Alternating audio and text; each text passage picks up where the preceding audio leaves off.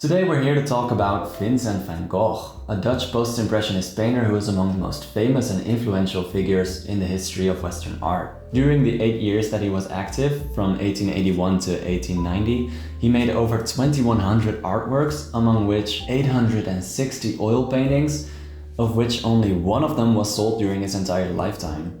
One out of 860. Vincent van Gogh died in 1890 due to a self-inflicted gunshot. Or so it's said. In 2017 a movie was released, and this movie became known as the first fully painted animated feature film. The entire movie was made in the style of Vincent van Gogh's paintings. Over 100 artists worked on it, and it became known as Loving Vincent. Hi, welcome back to the Cozy Coffee Corner here at Flickspresso, where we will be unraveling cinema one sip at a time.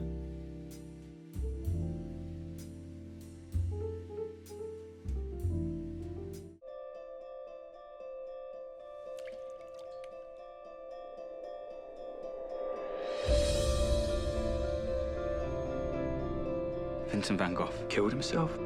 How does a man go from calm to suicidal in 6 weeks?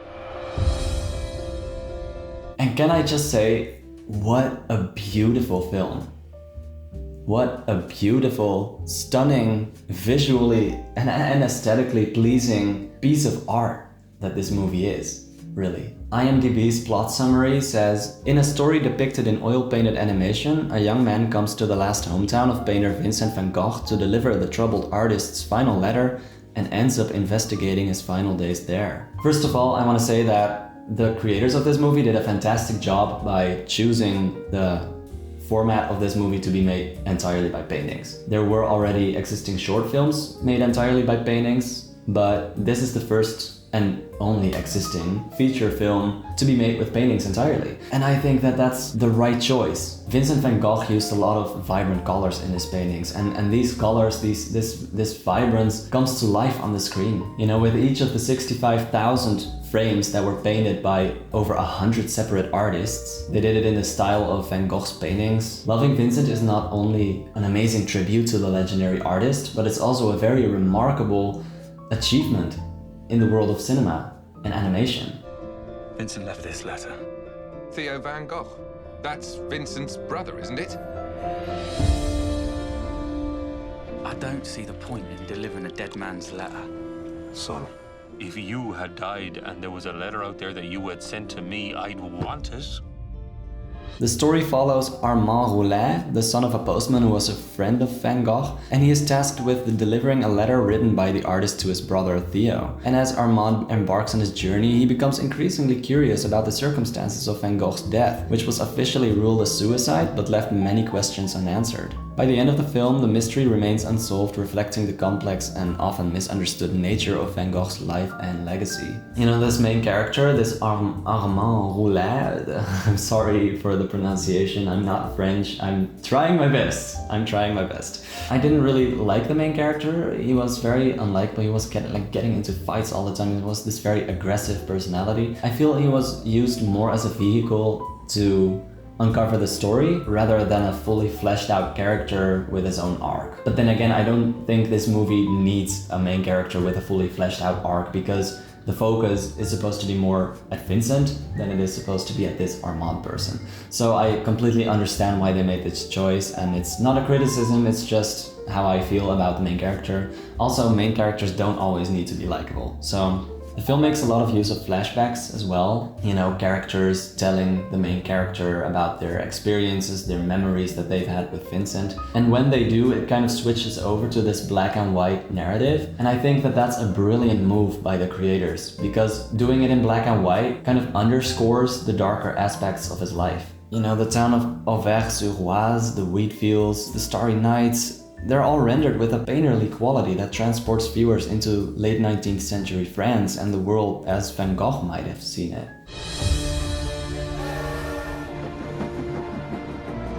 So, what brings you to Auvers? I want to do something for Vincent. You're not going to stir things up again, are you? You've had quite enough weeping over that nutcase. His neighbours and the police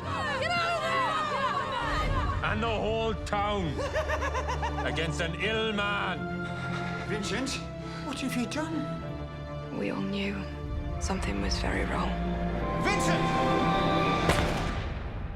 You know, the first time I saw this movie was in the cinema when it came out in 2017.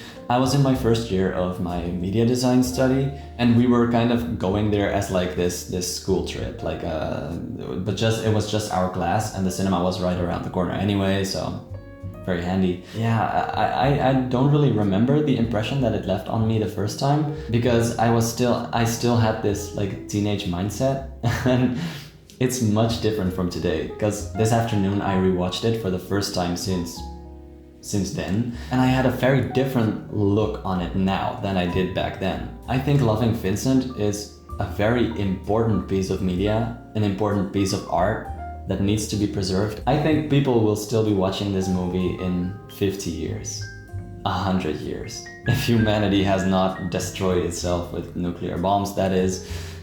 Just kidding. You know, the film focuses mostly on Vincent van Gogh's death and the mystery surrounding it, because there is a lot of mystery surrounding it. It's still not fully clear what exactly happened, and, you know, eyewitness testimonials and stuff like that isn't really the most effective way to figure things out, and all of these people who knew anything about him are like long dead by now, so there's no way that we will ever be able to find out what really happened. But based on the material and the information that the creators of this movie had, I think they did a fantastic job, an absolutely marvelous job. I think this movie is so important culturally, aesthetically, visually. Maybe one day there will be more painted movies, maybe about Rembrandt and Picasso, other famous painters. I don't know, who knows.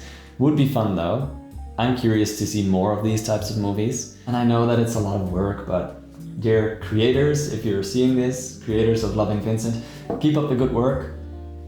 I'd like to see more of these types of movies. In conclusion, Loving Vincent is a remarkable film that breaks new ground in animation and offers a tribute to one of history's most beloved artists. By bringing Van Gogh's paintings to life in such a vivid and imaginative way, Loving Vincent not only honors the legacy of the artist, but it also reminds us of the enduring power of art to move, inspire, and provoke thought. It stands as a testament to the possibilities of animation as an art form and to the enduring mystery and allure of Vincent van Gogh's life and work.